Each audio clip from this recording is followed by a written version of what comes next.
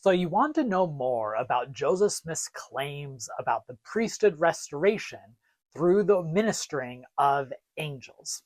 Now, there are many fantastical claims that are rooted within the Mormon tradition that are closely tethered to their truth claims. Few more important than Joseph Smith's claims that he was ordained to priesthood office and granted the priesthood of power through angelic visitations of John the Baptist and then Peter, James, and John. The issue, though, from the scholarly perspective, is that the documentary record, like the documentary record for any angelic and fantastical story, is complicated, similar to the first vision, similar to religious experiences of all religious leaders. In this video, I want to introduce you to the overall narratives, issues, and documents related to Joseph Smith's claims of priesthood ordination through angelic visitations. Now, I want to emphasize that I'm not interested in determining the truth of whether or not these visitations happened. That takes place outside of the realm of scholarly analysis, though I do recognize it is important to the truth claims for many people arguing for and against the LDS Church. But what scholars try to do, including me, is to analyze these documents and these stories within their context to construct how religious ideas, worlds, and narratives are integrated within these various traditions and communities. The goal of this video and my So You Want to Know More About series is not to prove or disprove, in other words, but to provide the sources and background necessary for a better discussion on these topics. But before I dig in, I want to remind you, if you enjoy this type of content, make sure you are subscribed to this channel. Every Friday, I do one of these So You Want to Know More About X topics, where I introduce you to both secondary and primary sources so that you can become an expert on these issues that gain a lot of attention.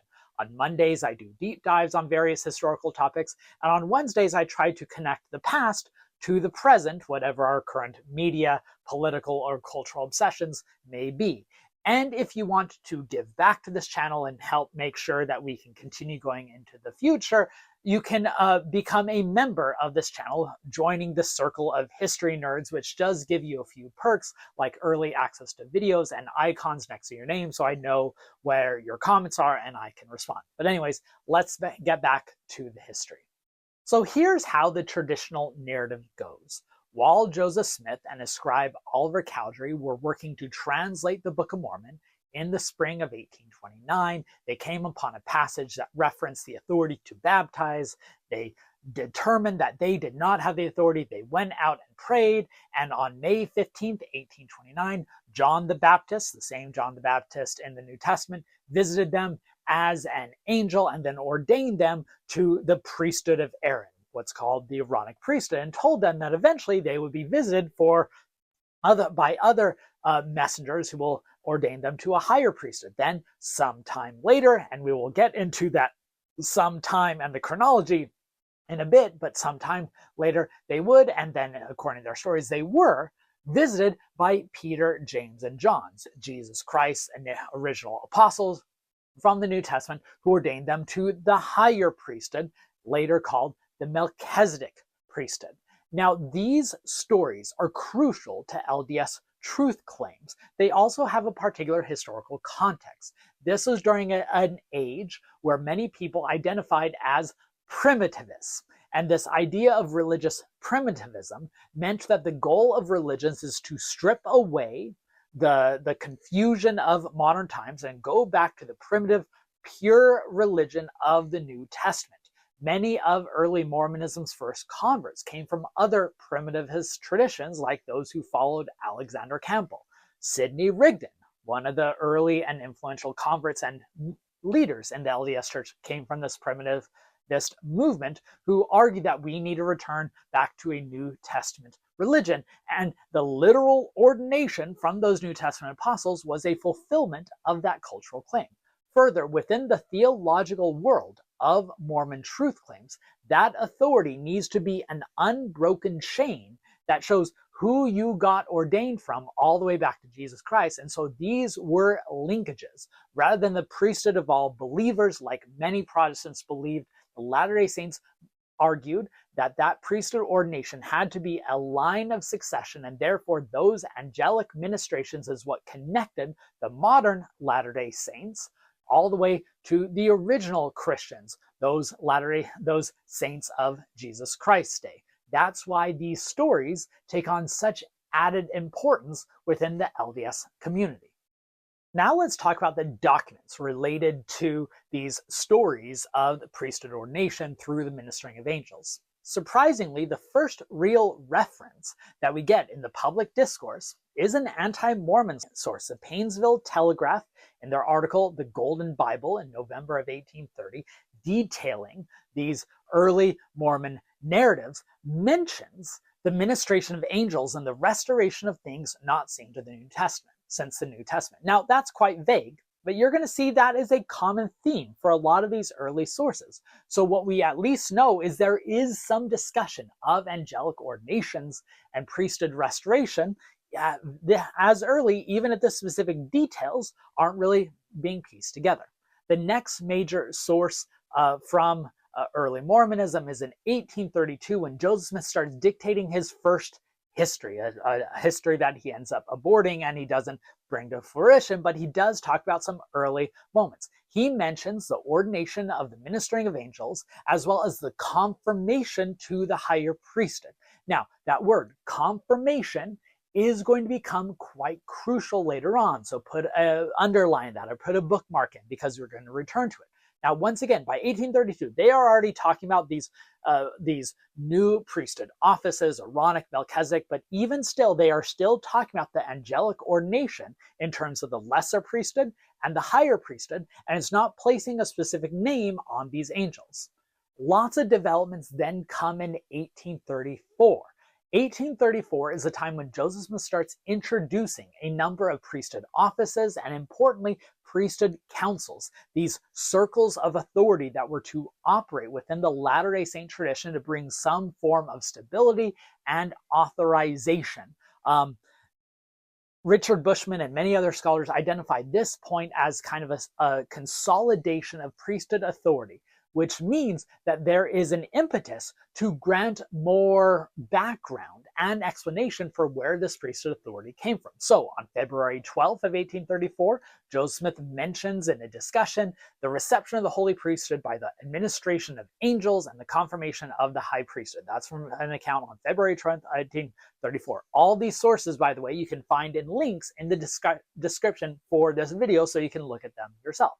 A couple months later, on April 21st, Joseph Smith delivers a discourse in which he discusses the revelation on the priesthood of Aaron and the revelation on the high priesthood, again showing that talking about the origins of these priesthoods are becoming increasingly important. Then later that year in September, Oliver Cowdery writes a history which once again references an angel conferring the priesthood. And then later that year in December, Joseph and Oliver Cowdery dictate another history, December of 1834, that mentioned an angel giving them the lesser priesthood. Again, it's still discussions of lesser and higher priesthood, showing that the priesthood organization authority is still a bit inchoate, and they're still not identifying specific names. But all that starts changing in 1835. And 1835 is another crucial year. Building on the previous year's consolidation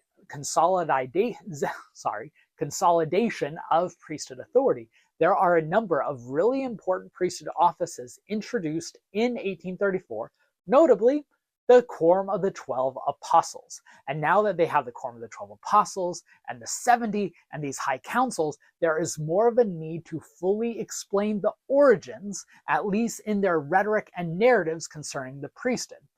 One of the most important documents to get this, in fact, one of the earliest that we have that lay out the now modern LDS conception of the origins of priesthood restoration, is a revelation that Joseph Smith originally dictated in 1830, published in the church's newspaper and in the 1833 Book of Commandments, and then revised and published in 1835, which introduces the narrative. I know that's a lot. Let's break that down. So Joseph Smith dictates a revelation in September of 1830 about the sacrament.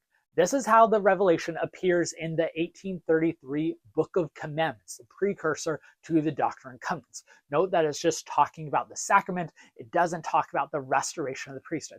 But that revelation gets drastically expanded for publication in Doctrine and Covenants in the 1835 edition of the Doctrine and Covenants. Here is that version. Now it explicitly references John the Baptist, who ordained Joseph Smith and Oliver Cowdery to the Aaronic priesthood, and it also mentions Peter, James, and John ordaining them to the Melchizedek priesthood. So here is the impetus, here is the explanation for the new core of the 12 apostles, the line of authority identifying previous apostles, now giving authority to modern apostles. This story then gets formalized in the 1838-1839 history of Joseph Smith, which later becomes the official history of Joseph Smith, where he gives an explicit date for John the Baptist, May 15th, 1829, and then says sometime later the Melchizedek priesthood was restored by Peter, James, and John. And this is the narrative that comes to be canonized in the LDS Church. One more Joseph Smith document that I think it's important to highlight. Joseph Smith writes a letter to the church on September 7th, 1842, later canonized as D&C 128, which references, almost offhand, the ordination of the priesthood and mentions that Peter, James, and John visited them while they were in the wilderness between Harmony and Colesville. Harmony, where the translation of the Book of Mormon takes place, Colesville, the home of some of the earliest followers.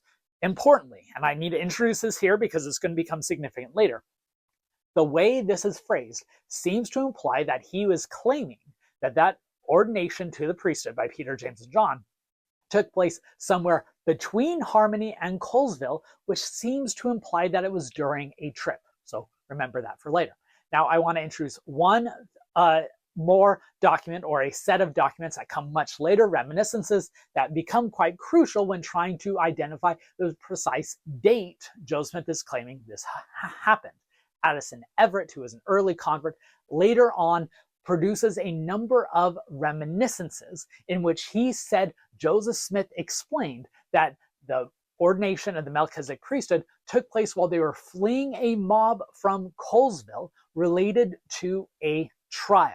That's going to become important later. Now, notably, the chronology in this document is a bit muddled because he also connects it to the Book of Mormon translation.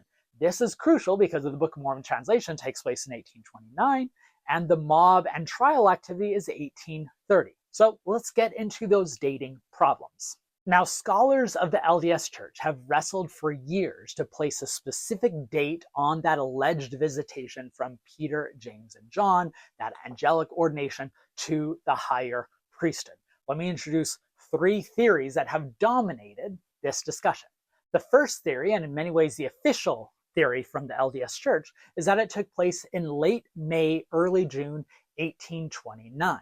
Now, the strength for this theory is that it fits Oliver Cowdery being called an apostle in a late May revelation, and it means that the priesthood was restored before the church was restored in April 1830. The weaknesses of that theory, however, is that it assumes a trip to Colesville that's currently not documented. Remember, the Joseph Smith 1842 account seemed to imply that it was while they were on a trip.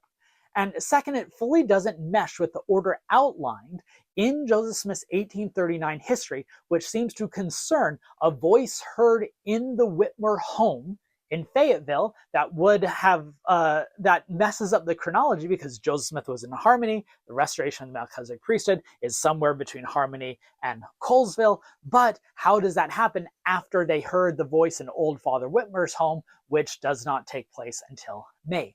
Now, a few people who try to smooth out that chronology and offer why that's the case is Larry Porter and his famous article on the restoration of the Melchizedek priesthood. I'll add a link in the description. And the Joseph Smith Papers also largely follows this potential theory, although it's not as dogmatic and it provides some wiggle room. The second potential date is July 1830, nearly a year later. Now, historians like D. Michael Quinn in his Mormon Hierarchy book and Richard Bushman in Rough Stone Rolling offer this date as more likely. The strength is it fits a known trip between Colesville and Harmony, It also assumes a vocal ordination. It says that Oliver Cowdery and Joe Smith were able to be called apostles and operate as apostles and restore the church in April 1830 because they heard a voice in the home of the Whitmers in Fayette, New York in May of 1829, which ordained them, and then the visit of Peter, James, and John confirmed them in July 1830. That's why I mentioned earlier the language of confirming is so important to many faithful LDS scholars who are pushing for the July 1830 date. The weakness is that it is difficult for the theological narrative and the ecclesiastical structure of the church for them being visited by Peter, James, and John after the creation of the church in April 1830.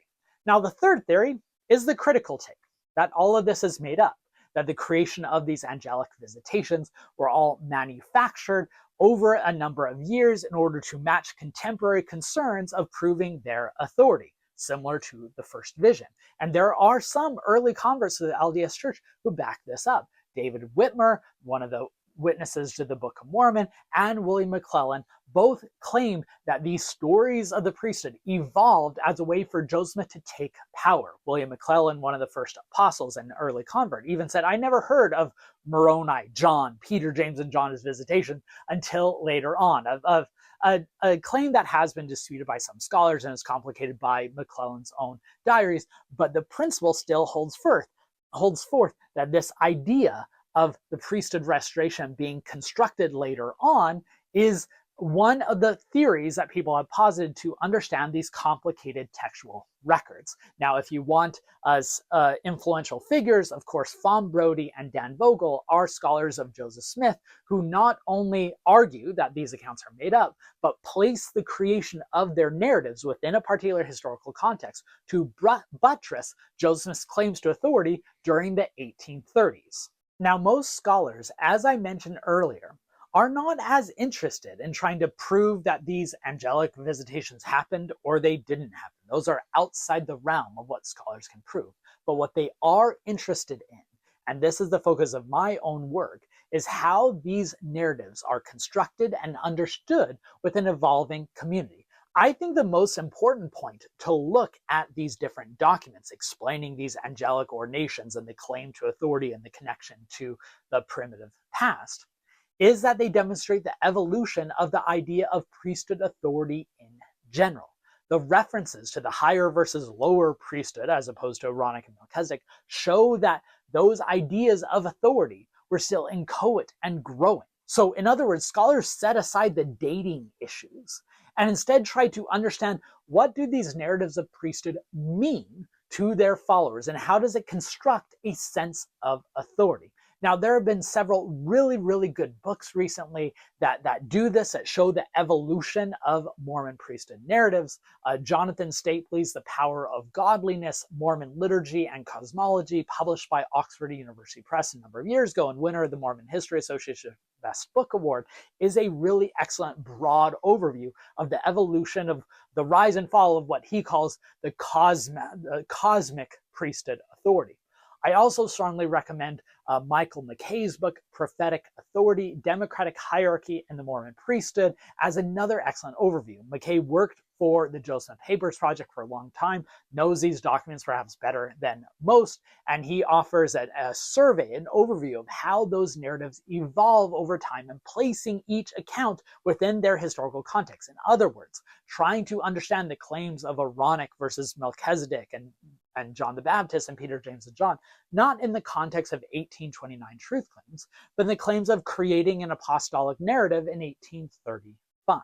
Now, if you want a faithful account that tries to place all these historical records in a usable chronology, Michael MacKay, the author of Prophetic Authority book, wrote an article for BYU Studies titled Event or Process: How the Chamber of Old Father Whitmer helps us understand priesthood restoration. And that's probably as scholarly and rigorous a faithful account can be. If you want a more skeptical take, again, I recommend Dan Vogel's book, Charisma Under Pressure, his biography of Joseph Smith during the Kirtland years. And if you want a broader scholarly take, Adam Jortner's book, no place for saints also explains this evolution of ecclesiastical authority in a democratized setting that seemed to try to restore order to a world of chaos. In other words, scholars are more interested not in determining it happened on this date, or it did happen or didn't happen. Instead, how this construction of a useful past justified present LDS actions. Disputes over when and if Joseph Smith was visited by these angelic beings is another great example of the different discussions going on between those for whom these are important truth claims that either needed to be defended or disrupted, and scholars who are trying to place them within their broader world. I hope this video helped to bridge those discussions to at least provide you some background so that you can come to your own conclusions on how these narratives evolved and their relationship to the records. The most important thing I want to close with is to ground our analysis in these sources and according to proper historical craft. There is a spectrum of potential possibilities, interpretations, and meanings that can be placed on these sources, often predicated on our own assumptions. So I don't think there's ever going to be the one right answer. But I think we can at least operate at the same table and feel a better shared discourse over these documents, even if we can never fully agree on the facts. I hope this video was useful. If I miss anything, please let me know in the comments. Like and share this video if you found it useful. Subscribe to the channel yet, and if you want to find a way to get back, you can become a member of the channel and be a fellow history nerd.